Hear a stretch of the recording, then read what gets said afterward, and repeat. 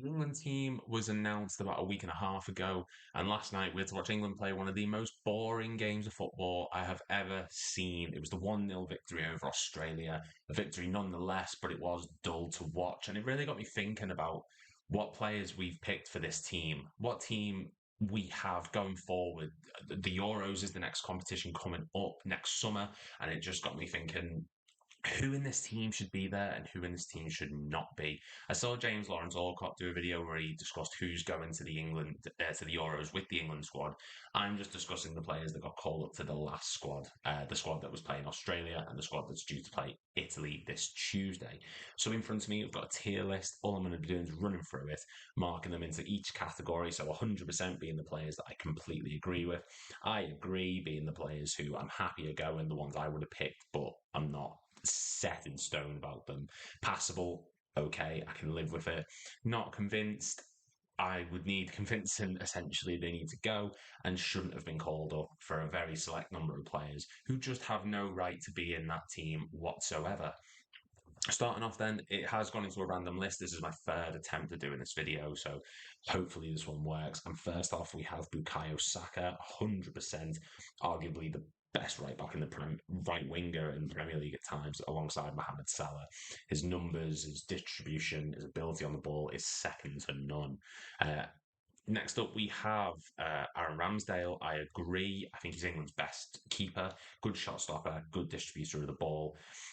Happy that he's going. I don't think there was a plethora of options, and I'm happy that Ramsdale is the number one, even if at the moment he's not the number one at Arsenal. Raya has taken that role from him, but I'm happy that he's going. He should be, and I think he should be the starting goalkeeper.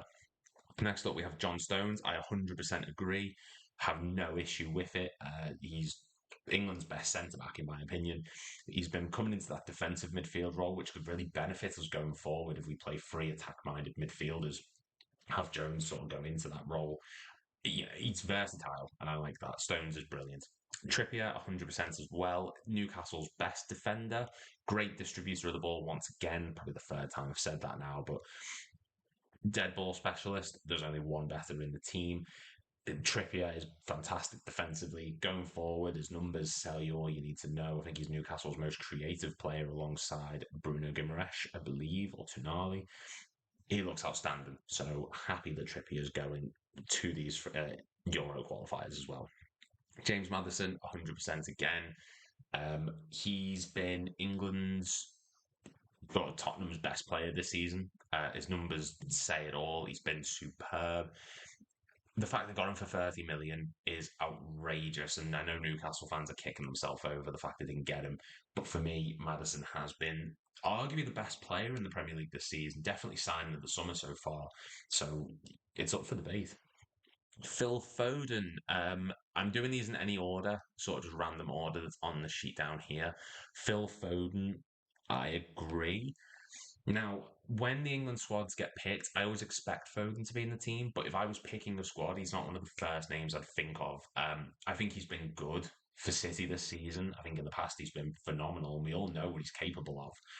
But he doesn't scream to me start every single game. He doesn't get played in the midfield because Pep doesn't play in there according to Southgate. And he's not going to play on the right wing because Saka's there, so he'd have to play on the left, and that's not a position he tends to play in.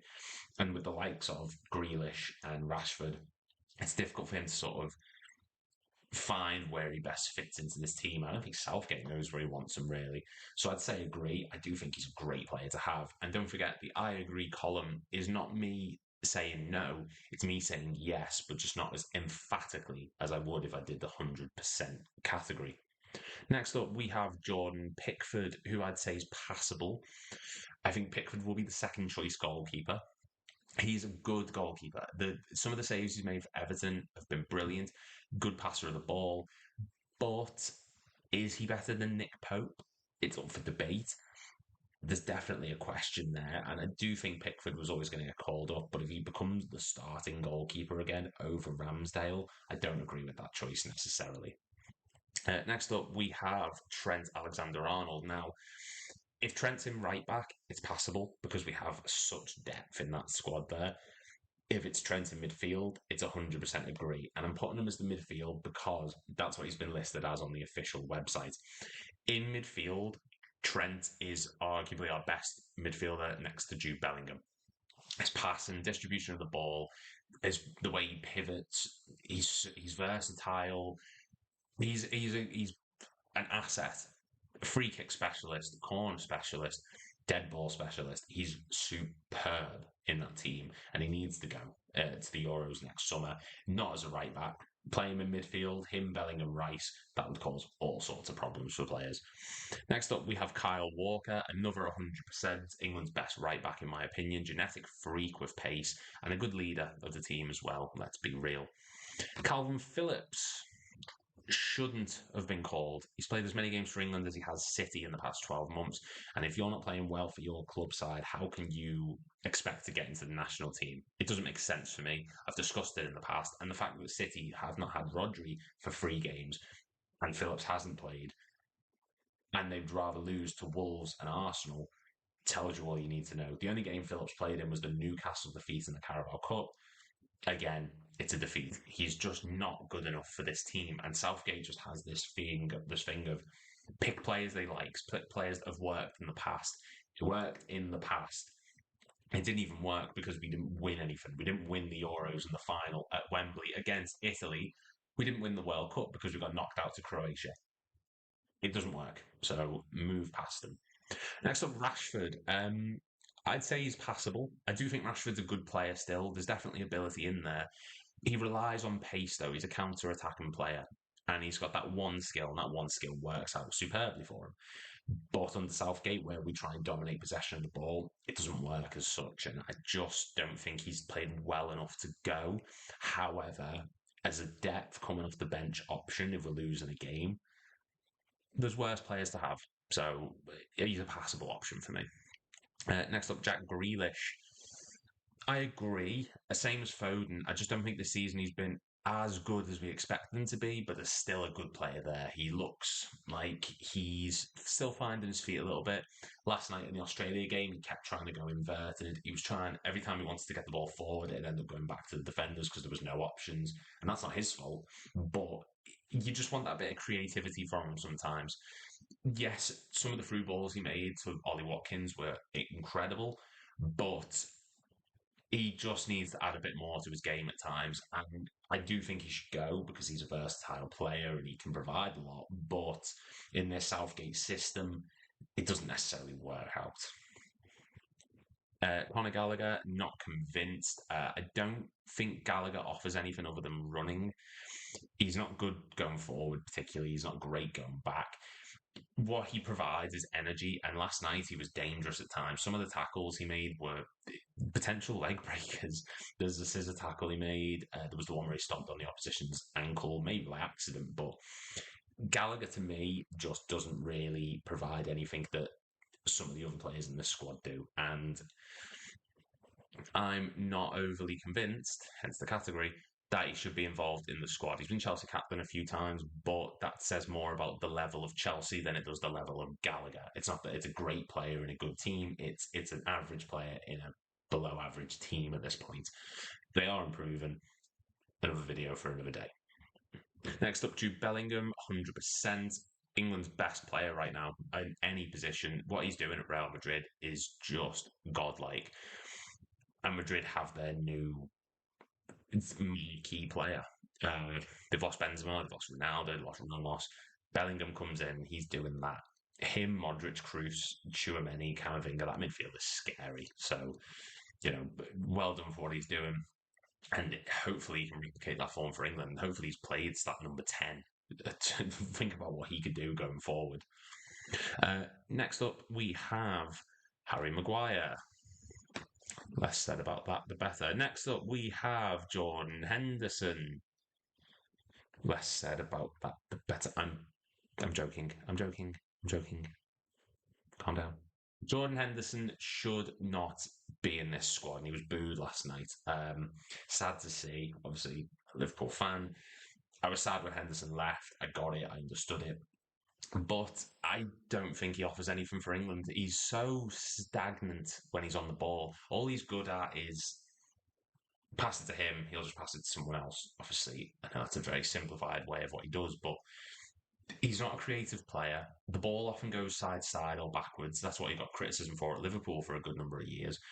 He doesn't have his legs anymore, so running, matching the likes of Gallagher for energy doesn't make sense, or he can't do it. And I guess Southgate said after the game that he's brought him in because of his leadership qualities and what he brings to the dressing room. But that's all well and good. But you've got Kyle Walker, John Stones, Harry Kane, Marcus Rashford, Jordan Pickford. All these people are leaders. So why is Henderson required just solely on that ability when all the others have an ability there that can help the squad?